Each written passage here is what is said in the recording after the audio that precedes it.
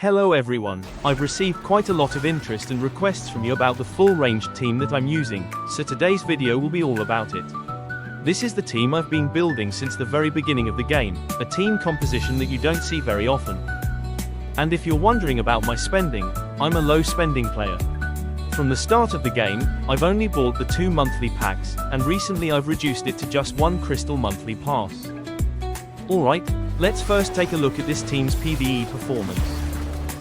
First, let's take a look at the overview.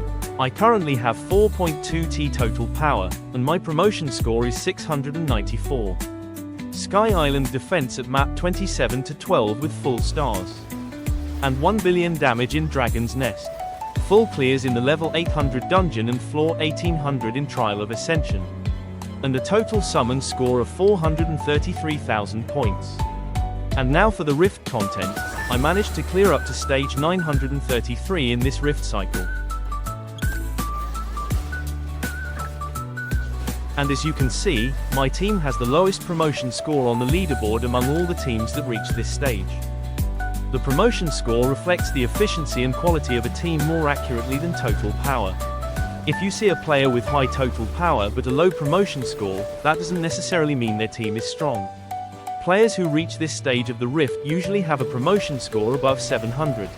In this Rift run, I got stuck at stage 930 for 2 main reasons. First, in this update the developers massively increased the monster's evasion stats compared to the previous Rift. At first, I thought it was a bug, but since no hotfix was released, it's clear that this was an intentional difficulty adjustment.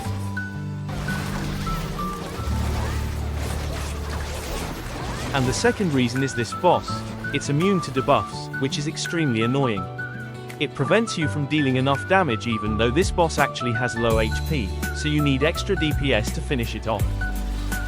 Next up is Dragon's Nest. Last week, I managed to hit 1 billion damage with this team. And in the Temple of the Dragon, I also rolled all gold stars from the 5 constellations.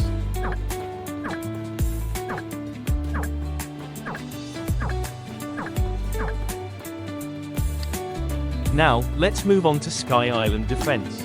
I've already completed chapter 27 with full stars. As far as I remember, stage 27-5 was one of the hardest stages in this chapter. However, as you can see, with a full ranged team, I was able to clear it quite easily and get all stars. This is one of the game modes where ranged teams truly shine. Their effectiveness here is outstanding. Now let us move on to the main part of this video, the team I am currently using with a limit of 18 slots. This build is prioritized for F2P and low spending players. Here is the recommended order for units and their awakenings. Priority units. Dusky, aim for 7-star and full awakening, or at least A5 and A7. Lamer, 7-star with A7. Soha, 7-star with A5 and A7. Sabrina, 7-star with A7. Sekhmet and Brandia are both strong DPS and support units, but prioritize the above units first. Once they are completed, you can add these two. Support units with buffs and debuffs. Shazam, needs 5-star and A5. Very strong in PvP and Rift. Keep in mind he is a tank, so check your team for any DPS gaps before investing. Charlotte, needs 5-star and A5. Use with Luzon for Venom. Later, upgrade to 7-star and A7 to replace Luzon with a better unit.